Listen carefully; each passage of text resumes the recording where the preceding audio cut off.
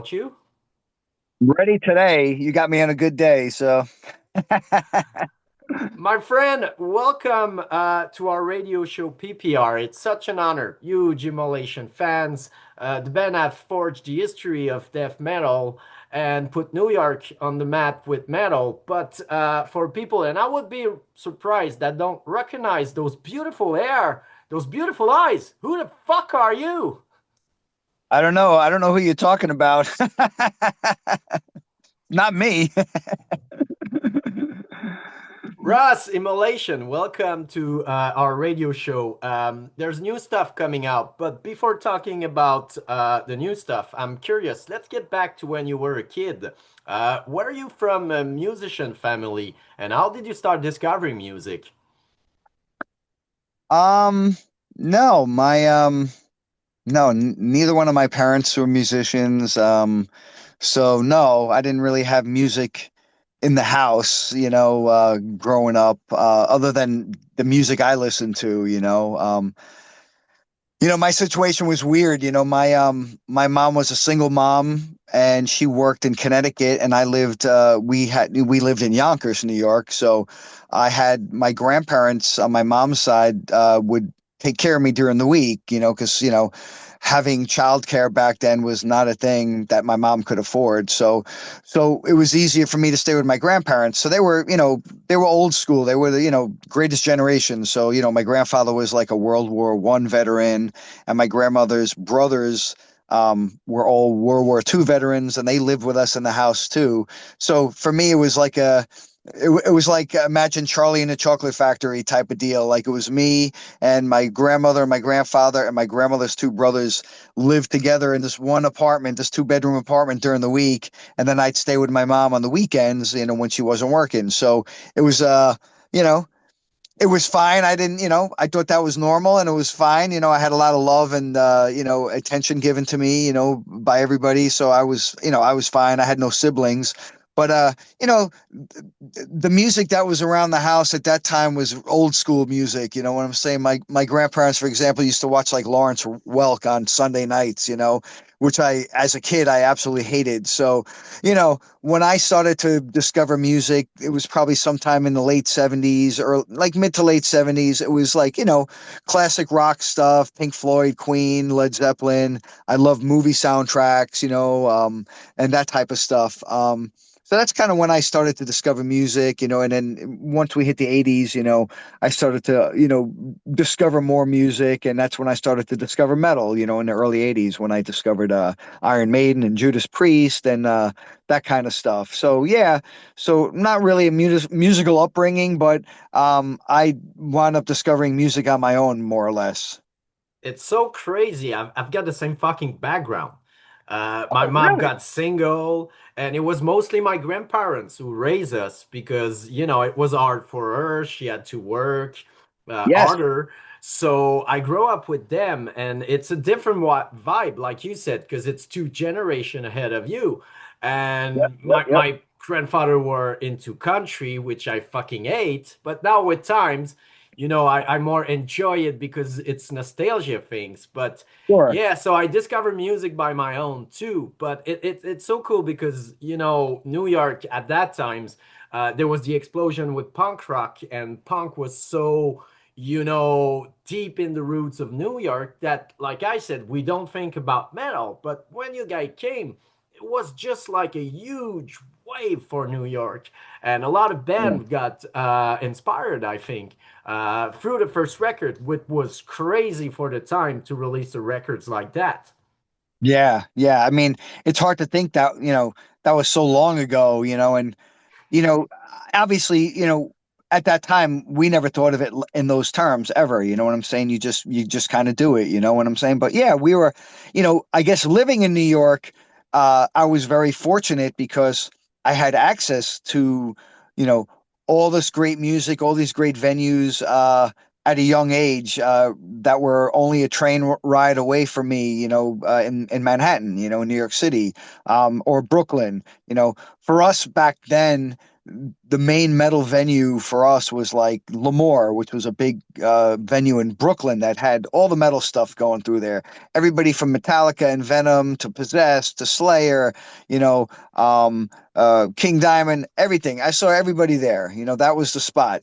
But then you'd also get shows in Manhattan. You get some shows that were in different venues in Manhattan. But the point is, I was only about 15, 20 minutes by train from Manhattan, from Yonkers. Yonkers kind of borders the Bronx. So I was pretty close, and I had access to music when I was old enough to kind of go down there on my own and take a train down there with friends and go see bands. So not only did we have like a huge growing metal scene, but we also had a huge hardcore scene, and CBGBs would have the hardcore matinee shows like every Sunday, and sometimes they would do metal. They did Possessed and Dark Angel down there one Sunday matinee show, and I remember I didn't go to that one, but Bob and the other guys went to see that show at CBGB. So the point is, we were very fortunate to have access to a lot of music and access to a lot of shows because of our proximity to Manhattan. Yeah, when I have Roger Myret from Agnostic Front in an interview, that's what he was saying. Like the matinee Yeah. show changed everything. Yeah. And a lot of people discovered that music. And they maybe were not able to see late show or whatever. And that's what I Yeah. love about New York. There was so many scenes that was forging themselves, but they didn't get inspired by the rest of the world. And I think that's what it was so unique. Everybody was doing thing the way they think you have to do it, and it was really original. And because a lot of people love something and they try to recreate it on their own turf, but New York didn't did that. It's another beast. I'm not sure if it's the smell of the city or what's in the water, but I went a couple of times in New York actually, and that's what you felt, the originality of the city. Yeah, I mean, I think that's, in due part to the fact, due to the fact that, it's a very eclectic city, with many types of people, many different backgrounds, many different, mindsets. Um, and there's a lot of people. So, you're bound to find some really good talent in there, and enough of that talent mixed with enough, I guess, angst and the need to kind of, express yourself that, we had like a burgeoning scene, in the metal community, in the hardcore community, in the punk community. We had access to a lot of venues that would, take a chance on this kind of extreme up and coming music that wasn't really quite, I guess, defined back then. You know what I'm saying? So and we all had like a very DIY attitude back then. I guess because we're from New York, I guess we have a tough skin and we have a really strong work ethic because, let's face it, if you live in New York City or outside of the city, everything's expensive. So you have to, you start working at an early age. I was working as a busboy in a restaurant, I think at like 14 or so, and I've worked my whole life. So yeah, so you had to work. So, it gave you a tough skin. And, you know, honestly, we were very lucky that we had so much going on at that time, and I had just a great group of friends in my circle, that were into the same things I was into, and we kind of all.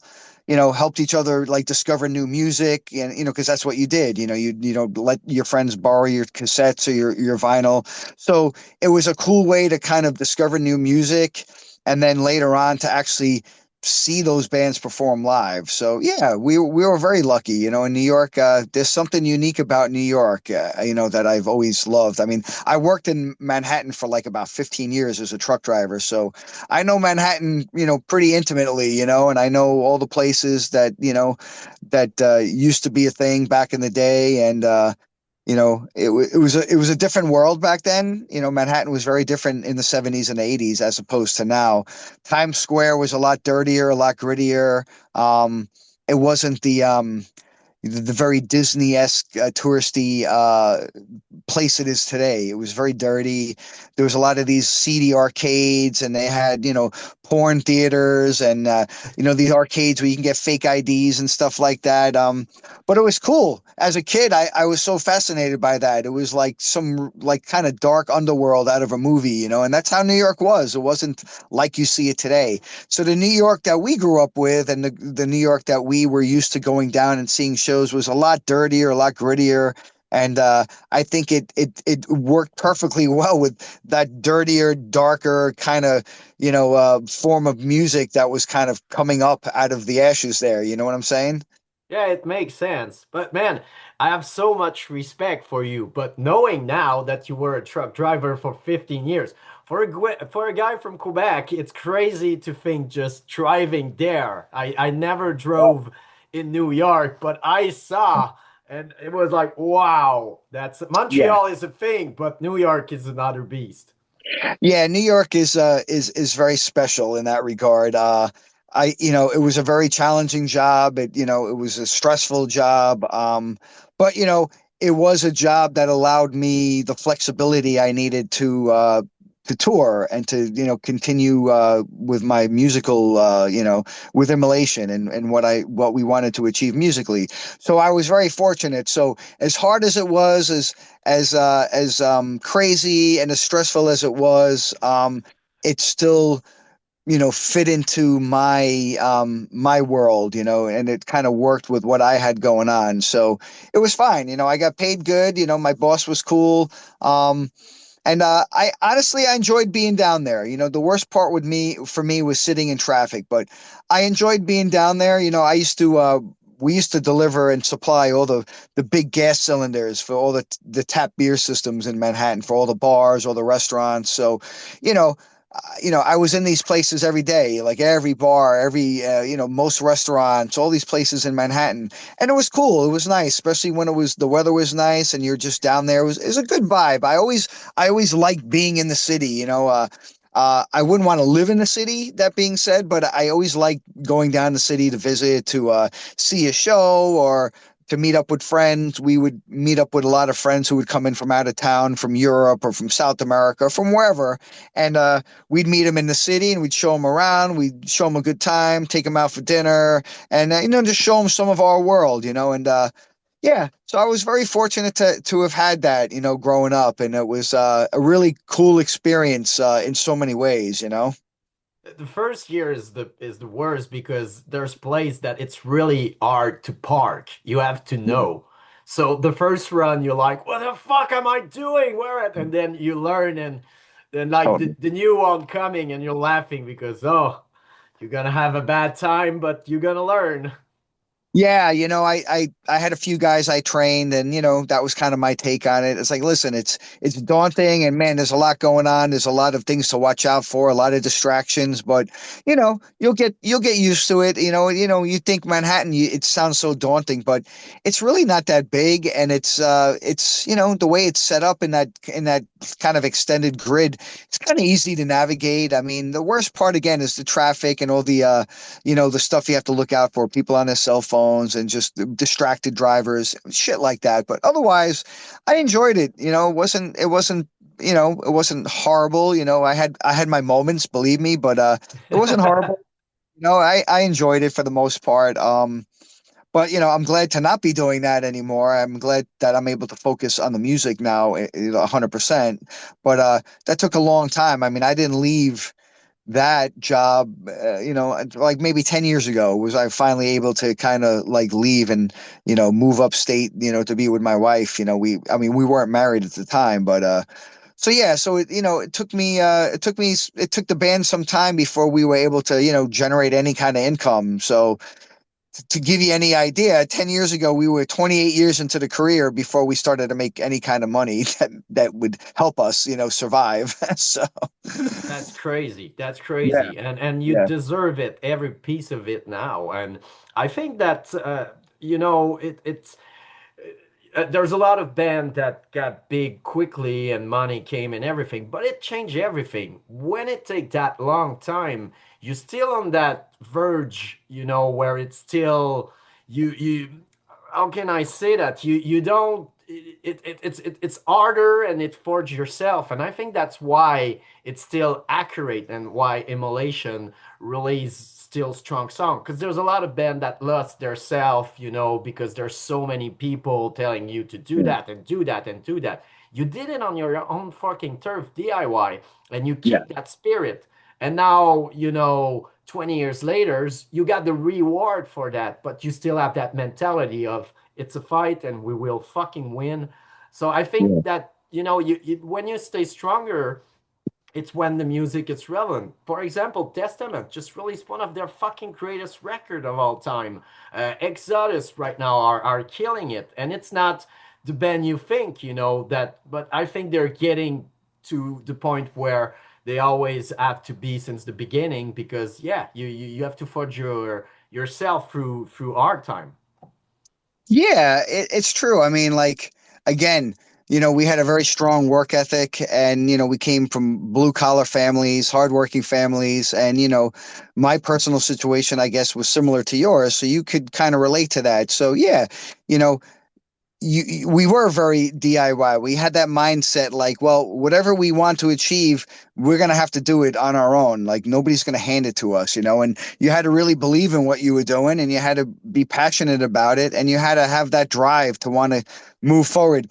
Even when times got tough, even when life threw out these obstacles at you that seemed almost impossible to get around, but you figured out a way. And then we were the masters of that. We were the masters of having a goal and not quite knowing how to achieve that goal, but knowing that some way we were going to achieve that goal and we were going to figure out a way how to achieve that goal, and that's the mentality we still have, I mean, you know, just because like, I was able to leave my job doesn't mean like we're superstars by any means. People need to understand that. I mean, like, sometimes we have a good year where we do a lot of touring and we have enough to sustain ourselves, but other years we don't. Like last year, for example, I think we did 10 shows in Brazil. That was it because we were at the end of the Acts of God album cycle. So yeah, last year was like a dead year for us financially, you know what I'm saying? And you really, you know you can't rely on the band. So even though we've kind of made it in some sense to a point where like, hey, we're still not quite there yet, and that's okay. We never got into this to make a living, to make money, to get rich, or any of that nonsense. I mean, we got into this because we love the music, and it was so different and so unique and so powerful, and it had so much to say, and it was a good outlet for us to kind of vent all these emotions and feelings and things we felt strongly about. So that's what it was about to us. It was about creating dark music that we liked first and foremost, and sharing it with some of our friends who we know like the same type of music. If you would have told me then that we'd still be here like almost 40 years later with album number 12 under our belts, I would say you're crazy, because I never looked at the longevity of this music back then and thought it would continue on for almost 40 years for us. No way. That being said, I believed in the music. I always believed the music had a lot of potential, and I believed that, like, if we stuck with it long enough, we'd eventually get to a place where it would be easier for us. And I don't know if that's happened yet, but the music is still going strong, and so are we, and that's all I'm happy about. And Decent's gonna be released on April 10th. Is it more hard with time to write music since you challenge yourself, or it's more easy because you have the experience? A little of both. I mean, you always challenge yourself with each release. You want to kind of try to do something a little different than your previous releases, without straying too far from who you are. You never want to lose sight of that. That's always important for a band, I think, especially for this band. But at the same time, we've we've been around the block enough times to be comfortable with the process and how we do things, and we're very familiar with the process, and I think that helps a lot. It was always difficult in the earlier years, the first couple of records. Having confidence was a big issue for me, and always has been. Being confident as a bass player, being confident as a vocalist, being confident on stage as a front man, being confident engaging the crowd and talking to the crowd. These are things I never cared to do. I never cared to be a front man, never wanted to be the front man, and I was never supposed to be the front man. That was our old guitar player, Tom, was going to be the front man and sing and play guitar until before our first show when he told me, "You're going to need to sing now because I have to really concentrate on my guitar playing."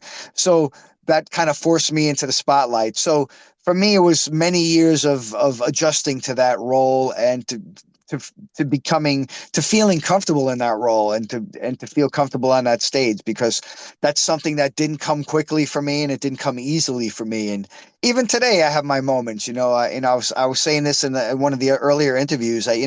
Sometimes I'll talk to the crowd and I'll say something and I'm just like, why did I say that? I want to cringe. You know what I'm saying? So I have my moments even today where I'm just like, oh, just shut up and play.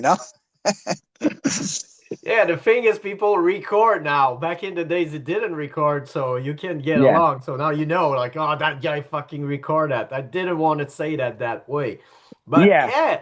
And the thing when I had Glenn from D side, I was like, it's really is it hard to sing, getting older?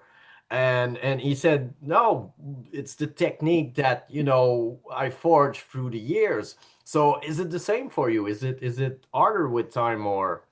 No, it's again, that's a good way to put it. You kind of forge your own technique, and that's a great way to put it. I gotta mention that to Glenn when I see him. That's a good way to articulate what we do because we don't know what the fuck when I started doing this, I didn't know what the fuck I was doing. I didn't know how to be a vocalist. I didn't know how to achieve like the deepness in my vocal, which obviously didn't come right away. I was like more of a raspier kind of, almost like a Black Death kind of vocal style, almost like early Creator or, stuff like that, Sodom, Creator, Destruction. Those were always kind of the bands that I felt were the darker side of the thrash scene. The German scene was always darker, Um, so yeah, so for me, it took me time to find my voice, I guess, without sounding corny. It did take me time to find my voice. The second demo, things got a little bit heavier, and by Dawn of Possession, I was at a point where I was, I guess, okay, these are my vocals, but they did get even heavier over the years. So yeah, I think that it was a process for me to find my voice. But once I found it and I knew how to achieve that, yeah, for me, it's like it's not a big deal anymore. It's not a problem. The only thing I need is I need time. For example, if we go on we have a tour set to start. For example, we're going to start this Behemoth tour in a couple of weeks. Well, I started about a month ago. Just rehearsing the songs and rehearsing my vocals most of all because when I hit that stage at the first show, I want it to flow naturally. I want it to feel good. I don't want to have to think about it. If I jump into a situation like that without practicing my vocals at least, for like a month beforehand, it's not going to fly. It'll be very difficult for me. It'll be a struggle, it'll be it won't be a good scene. So I know myself well enough to know that I need at least a month of, almost daily rehearsals, with just on my own, just practicing the songs and singing along to them. But this, you get used to this over the years. It becomes like second nature. So yeah, what Glenn said was spot on. Yeah, it's not like you went 20s. Oh, I have a couple of beers and that's gonna be cool. And then you Yeah. realize, oh, that was not that cool. So I think I will work my technique a little bit. Yeah, I mean, I've never performed drunk. You know, I performed high once in Holland. And that was something I'll never do again because it was just fucking weird. But I've always wanted to have a clear head on stage. I was never a big drinker anyway, but you know, in those very few moments where back in the '80s or early '90s when we did have a few beers, like in between rehearsal sessions on a Saturday night when friends came to watch us rehearse, let's say, and I got up there and I tried to play through the songs with a buzz. Yeah, not a good scene. So nothing I would ever entertain again, ever. Oh, no, it's kind of cute when you're 20s, but 40s on a stage drunk, it's not that cool. And we It's saw fail. so many singers drown themselves into that, and they're not relevant at all, and they're No. still charging a fucking tons of money to see them. And people like, that was a shitty show. And I'm like, Yeah, yeah, yeah, go see Immolation. It's way better, cheapest yeah. price, and you're gonna have a way more good time, man. Those guys care about the fucking fans. Awesome, awesome. And we do. And yeah, I mean it does suck. It sucks to see that with any band, you know what I'm saying? When when you go to see a band you've been, following for years and years, and you finally get to see them, and it's not quite, on the level that you were hoping because of something like that. Yeah, it's kind of disappointing. So, it sucks. It sucks, believe me. And it's not fair to the fans. It's not fair to the other band members either. Yeah, I prefer watching King Diamond and saying, man, that guy is more than relevant than ever in his life because he care Amazing. about, yeah, he's fucking amazing. His voice Yeah, and everything, it's crazy. he is, man. He's the man. So, Ross, thank you so much. Like I said, the record's gonna be out in April 10th. What's the best way for people to directly encourage immolation? I'm sorry, to directly what? Buy merch. Oh, well, we have a merch store. We have a US, North American merch store. We have a European merch store. So if people want like merch that we don't have at the shows, they could always go online and buy those. They're official merch stores that we kind of run. And then obviously, if they come out to the show, we're gonna have all new merch at the show with the new album design and all the stuff that goes with that.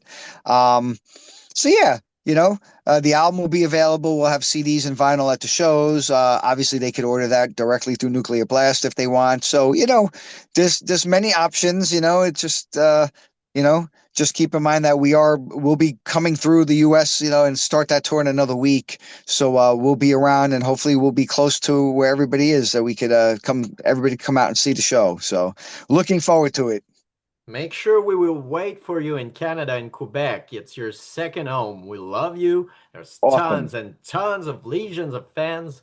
And man, have fun with the tour and the release. And congratulations. It's a killer records, another masterpiece from Immolation. Thank you so much, man. That means a lot, and I appreciate that. And hope to see everybody on tour in the next couple of weeks. Thank you. Thank you, Russ. Bye bye. Cheers. Bye bye. Bye bye. Prescription is what you need. No more inhibition.